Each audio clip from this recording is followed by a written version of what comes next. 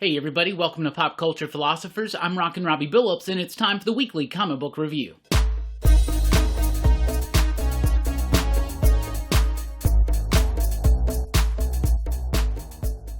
That's right everybody, thanks for checking out the video. I am Rockin Robbie Billups, and this is the weekly comic book review. It's the show where I read a lot of comic books, and I'll let you know what I thought about them. And of course, we still have no printed comic books being released through Diamond to local comic shops, so nothing major and big from Marvel, or DC, or Image, or Boom, or Aftershock, or any of that kind of stuff, right? However, digital comics are still kind of trucking along a little bit. And over the last couple weeks, it's given me the opportunity to check out some of the stuff on ComiXology and some of the other sites and see what's going on, what's new. And it's given me a chance and opportunity to check out some smaller press independent books that I never would have noticed in the first place. And I've really found some really cool stuff. Anyway, this is what I checked out this week. This is what I thought about it. Here's the weekly comic book review. And you know we always start with the pick of the week.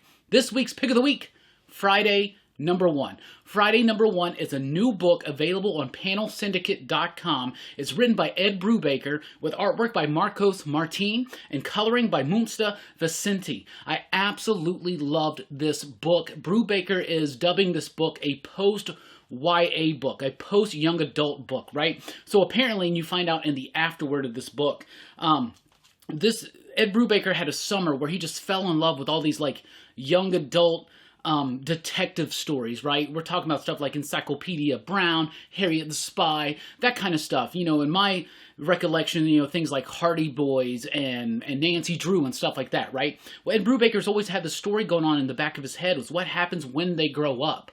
You know, and I think that's a nifty idea, and that's why he calls it a post-YA book. Anyway, really did like this one. You got Brubaker and you got Martine together. It's obviously going to be a win-win scenario, a great writer, a great artist, and the coloring by Vicente is absolutely amazing. So in this story, it's about these two childhood detectives. They were children and they were detectives, right? And they're grown up now. And Ed Brubaker poses the question, what happens when these characters grow up?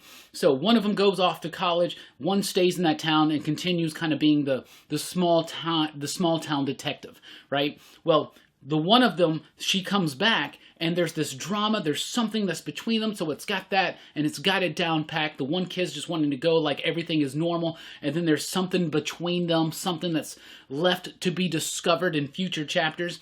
And it also has a tinge of like Lovecraftian mystery and horror, and I absolutely love it because of that. It's a nice tribute nod to those young adult detective stories, but it's also just a great merging of a bunch of different styles and influences, and that's something that Ed Brubaker does exceptionally well, especially with Martine on the penciling.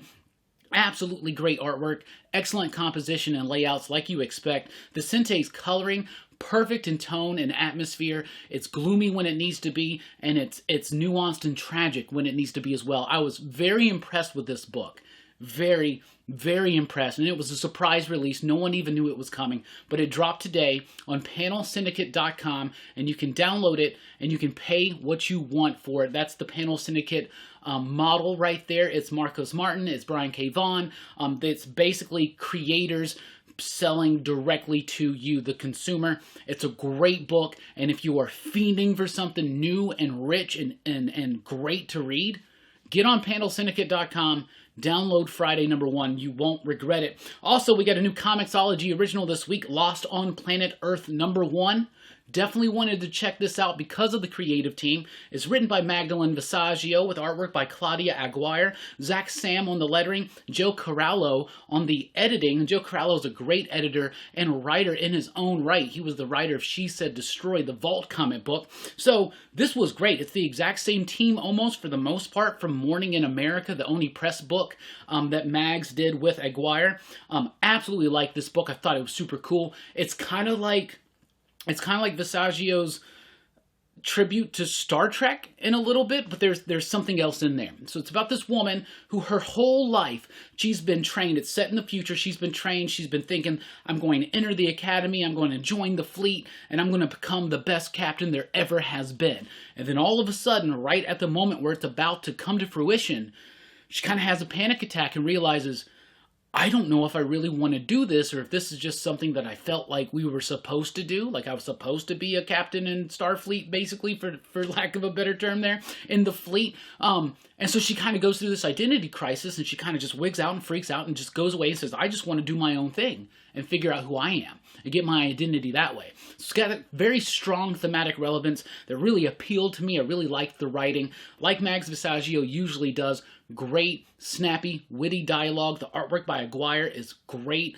The lettering by Sam is fantastic, and Joe Corallo tying it all together with editorial, I should say. I've been really impressed these last few weeks by the ComiXology originals, and one thing that this whole Diamond shutdown has done is made me realize how strong some of those books are. This is yet another one, issue 1 out this week. Speaking of Visaggio, let's talk about Vault Comics' Vagrant Queen, Planet Called Doom #4, the 4th issue of the 2nd volume of the Vagrant Queen saga. Vagrant Queen has a TV show right now on Sci-Fi Channel. 3 episodes are out. I've watched the first 2. First one was okay, bit shaky. Second one really ironed a lot of that stuff out. I'm excited to check out episode number 3. And then next week it's going to move to a new night, Thursday night, I believe, for episode 4.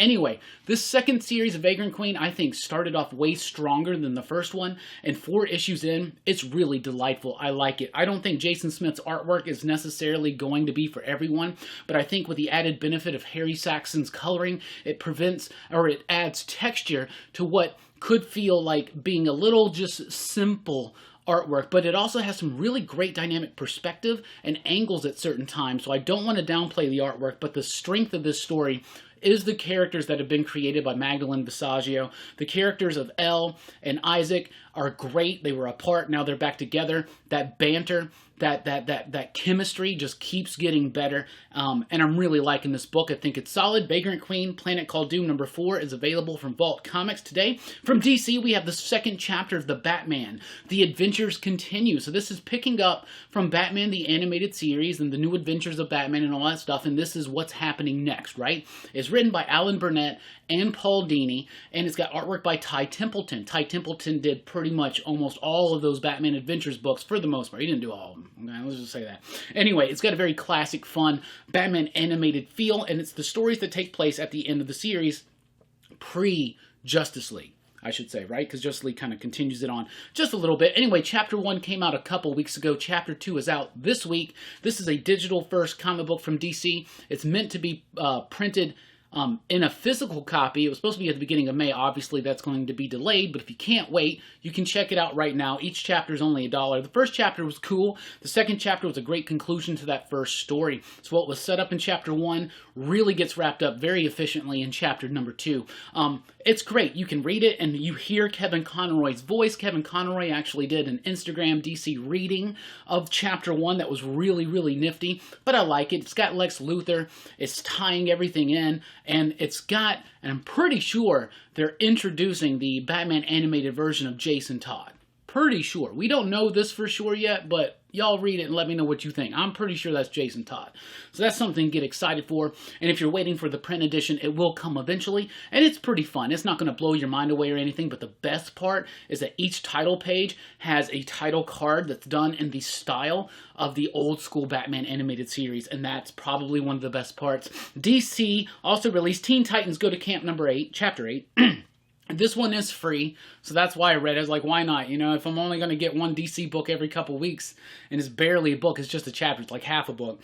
But anyway, might as well just get it. It's free. Teen Titans Go to Camp, Chapter 8. I read Chapter 7 a couple weeks ago. I didn't read anything before. Apparently the Teen Titans are at summer camp or camping out, something on Apocalypse, and it's just silly, and it's just fun. In this chapter, Robin is writing a letter home to Alfred, and he's talking about trying to win the affection of Starfire over, but damn Speedy just keeps getting in the way. It's silly, but it's fun, and if you're fiending for some DC superhero action, keep fiending, but this is a fun one to get into. From Action Lab, we have Villains Seeking Heroes. So last week I read issue number 1, and I gave it a really solid review, and I really did like it. Well, it turns out that the entire first story arc was released over the course of the week. So I went on today. They have the first trade paperback available for Villains Seeking Hero, and so I checked that out, which was the first 5 issues of that series. It's from Action Lab, and I'm really liking it. I think it's super solid. It's written by Louis Southard and Ben Matsuo on the artwork. Really did like it. It's basically, there's a union for supervillains, right? And there's this supervillain named Master Molecule, and he kind of gets downgraded, and he gets put in charge of this like little misfit team, and then they go crazy, and they start killing heroes, which they're not supposed to do because there's this balance between the heroes and the villains, and it sheds a whole new light on the heroes of that world too. I really, really liked it. Today also they released the next 3 issues of the series, 6, 7, and 8. Well, I didn't want to waste too much time. I wanted to get this video out, so I read issue number 6, which was the start of arc 2, and I really did like it. It takes the story in a different direction, but it kind of keeps that same fun, free-flowing vibe across it. This is a very fun book. It's self-referential. If you love superheroes, and if you love the absurdity of it, and if you love it when it pokes fun at itself, definitely check out Villain Seeking Hero. I thought that one was really cool. Also from Action Lab, we had Sweetheart number 3. I was really surprised by this one. We just got issue number 2 last week. I loved issue number 1 when it came out in print, so I definitely picked up issue number 2. Definitely read number 3. I'm liking this story. It's about this family, and it's about this world, and in this town there are these monsters, right? And they can, like, they'll pick you. And they will never leave. They'll always be somewhere near you, and they'll eventually hunt you down and come close and then eat you, right? That's what they do. However, we have developed ways to kind of deal with this with a tonic. So people can drink this tonic, and it keeps the monster away from them. So it's kind of like ignoring the problem. Well, this story is now focused on a woman who says, I'm tired of ignoring the problem. Let's go hunt these bastards down and find out what they're doing. Really like this one. It's got great artwork by Francisco Iaquinta and great story by Dylan Gilbertson. The artwork is gritty and atmospheric and exactly what it needs to be for this book. The story is filled with compelling and engaging characters and really interesting ideas, and the flow of everything just works so well. I'm very impressed with this one. Also from Action Lab, we got Samus the Famous. This one's done by Christopher Ring. He wrote and illustrated this one. It's kind of a kid's book, an all-ages type thing, but it was really charming, very cute, and very fun. It's about this kid and his pet cat, and he kind of like daydreams and has this powerful imagination, and he imagines this great epic pirate adventure with him and his cat. And the cat character, by the way, I think Fitcher, something like that, the cat character just blew me away. Absolutely loved it. This book was fun. It's not going to be for everybody, but definitely something for kids, and even for somebody, though, who is young at heart, like me. I really did like this one. Samus the Famous, that's from Action Lab. I read this one called Lemurian Sacred Geometry number 2. It was not good. It was so bad. I don't even know. I should not have read that one. That one was bad. If you're on ComiXology today, avoid that one. I read this one called Essa, The Fallen number 1. I read this one because it's apparently one of the villains from the Niobe story. And Niobe, she is life, she is death. I've never read any of that stuff, but I saw Sean from Hero and the Kid. He was talking about it. He said that it was the Niobe stuff was good, so I figured I'd check this out, give it a shot. It's number 1, right? I should be able to jump into it and be fine. No. I was completely lost. I had no idea who these people were or what was going on. I was like, I think you have to read all that other stuff. I don't know.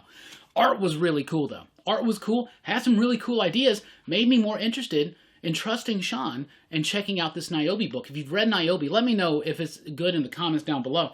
This SSO one, it had really great artwork, but I was just so lost. I didn't really get much out of it, but it wasn't bad. So I read this one called Hope All Alone. It's by Daniel Chuddy with artwork by Vincent Inendra, something like that.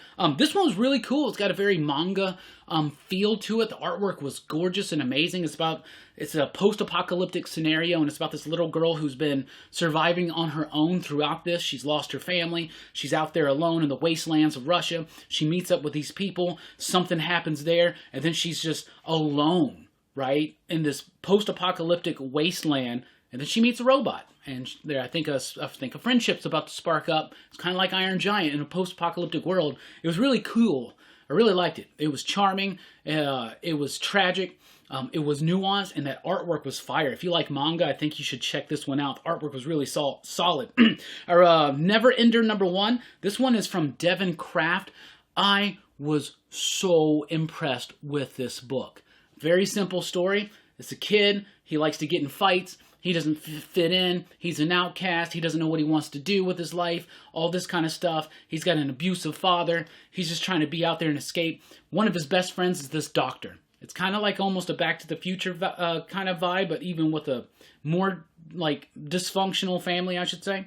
But I really did like this one. It had a great sense of design, pace, dialogue. It was very imaginative. It was very innovative. It was world building and telling a very character driven story with a lot of nuance and impact. And I was so impressed. It's a black and white comic book, but it does not take away. There are so many elements to this aside from just what the story is about. It's a very well thought out and created world, and the craft involved in this book, I cannot speak highly enough of it. I was really impressed with this. If you like my recommendations, read Neverender #1. That book was amazing. From Archie Comics, Vampironica New Blood #4 is the final issue of the second volume of Vampironica, even though technically, I guess the second volume could be Jughead versus Vampironica. Anyway, it was a great wrap-up, and I thought it was a decent story. I really did like it. It's written by Michael Morisi and Frank Thierry. Artwork by Audrey Mock was amazing, and I loved it, and I loved the coloring. The only problem is here in the last issue, like at the end of the book, Mock goes off and some other artist comes on, and it's a completely different style. It feels rushed, it feels sloppy, and it doesn't allow the ending of the story to have the oomph that it actually needs to. Overall, a cool story. I love the Archie horror stuff, and the Vampironica stuff is really interesting to me. And with Michael Morisi coming in and adding his touch and flair to it, I'm really intrigued by this story more than I ever have been. I just really thought it was just messed up that Audrey Mock wasn't able to finish the book because the artist that came in, it just threw off the entire impactfulness of that ending for me. But that came out this week. Wrath #1. I read this one. Wasn't expecting too much, but this one really blew me away too. This is a really nice, nuanced story about this kid who's dealing with physical trauma in his life, and that trauma comes out and is personified by this ethereal wolf or beast or something, right? So he goes and he gets like beaten up by these guys, and he goes home and he's just trying to like avoid it, and he's dealing with some stuff, and then while he's sleeping, all this stuff just kind of like coalesces out of him, becomes this beast, and it goes and it ravages these dudes, right? I kind of just spoiled the whole book right there, but the effectiveness of the book is still sturdy and strong. Great characters, a great realization of the story unfolding before you. The artwork is really solid. It's black and white, but when certain parts have color, and they're very impactful when they do, absolutely liked that one a lot. Victory #1 was an interesting one. So it's about this outpost somewhere, and so like at one point, this like, I guess a door to hell had opened up, and in this desert, all these demons started coming out.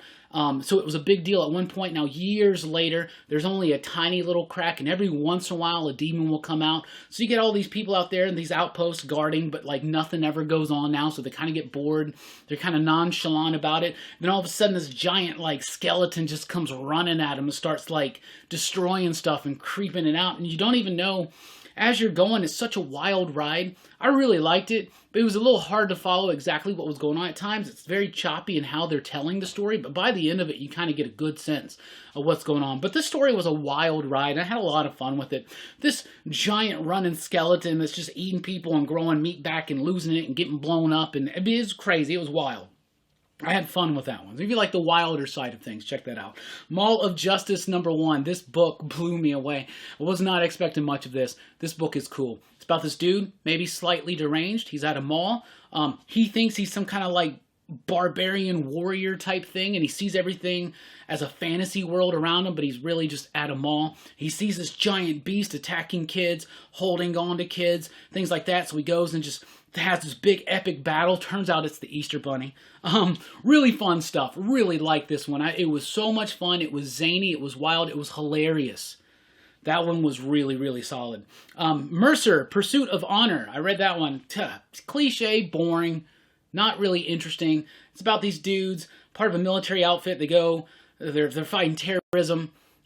His whole crew gets wiped out. Now he gets pulled back in. It's the same story we've seen so many times before. There was nothing new added to this one. It just kind of felt dull, and I just didn't really like it. It's very cliche. I don't know. I just didn't really do much for me. Keepsakes.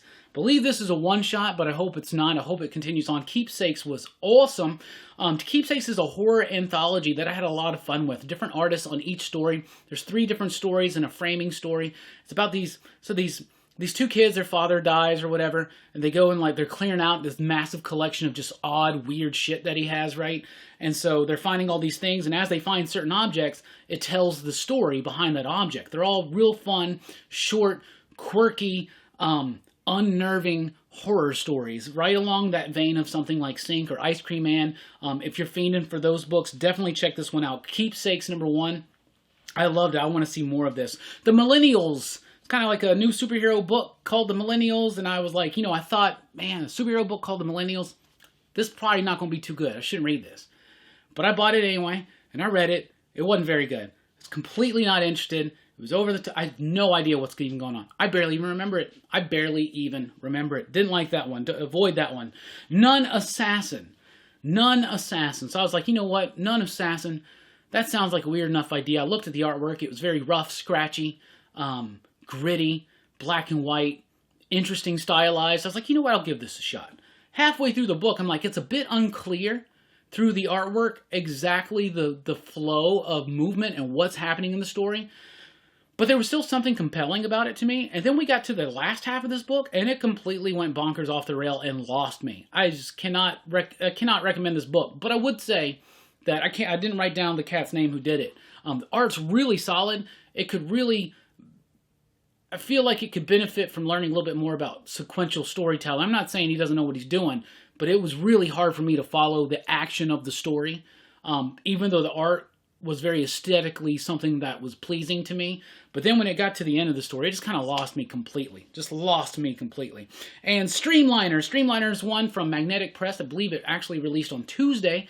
But I checked this one out. I didn't even know what Magnetic Press was until I covered them going straight dealing digital and straight to retailers and consumers in the weekly pop culture wrap-up this week. But I checked the book out. It's called Streamliner, and it was really cool, interesting setup. Wasn't anything super new, but it was really, had excellent page composition, and the flow of the story was really cool. It's about this woman. I don't know if she lives with, if it's her grandfather or something, but this dude, this old guy who used to be like a stunt man, like a Evel Knievel type dude, right? And now they just run this gas station out in the middle of nowhere, and it looks like this gang of ruffians have like shown up, and they're trying to kind of stake their claim there, and now you got conflict being introduced into it. It was interesting. It wasn't the best thing I read this week, but it definitely wasn't the worst. It was pretty solid. Like I said, the artwork, the layouts, composition, all that stuff really worked for me. And it was interesting enough to keep me kind of wanting to come back and check it out. And some of these were cheap. They were like $1 or $1.99 or something like that. So Streamliner was definitely one to check out. But go read Friday. Check out Lost on Planet Earth. Of course, we got Vagrant Queen and Batman. The adventures continue. The Action Lab. Action Lab's been cranking out some good content. Definitely read Neverender. And if you want to have some fun this week, read Mall of Justice and Keepsakes for your horror fix. Anyway, that's what I got this week. That's what I read. That's what I've been doing. Also been catching up on some reading some old school stuff. You'll hear more about that as we go. Stay tuned. We got more coming up here on the channel, including top 5s and live streams and a whole bunch more. So thank you so much for checking out the video. I am Rockin Robbie Billups. Let me know in the comments down below what you've been reading, what you've been doing. You've been reading new digital releases. You've been reading old school classic stuff. What are you doing? You're reorganizing your collection. Let's touch base. Let me know that you're out there, that you're doing fine. Everybody stay safe, stay secure, be careful out there. These are crazy, crazy times. And let's keep the faith, and one day we'll get comic books back. Hopefully the sooner the better. That's what I always say. Anyway, please do like, share, and subscribe, and join us over at popculturephilosophers.com for podcasts and a whole lot more. I've been Rockin Robbie Billups. Thanks for rocking with us. Keep on reading.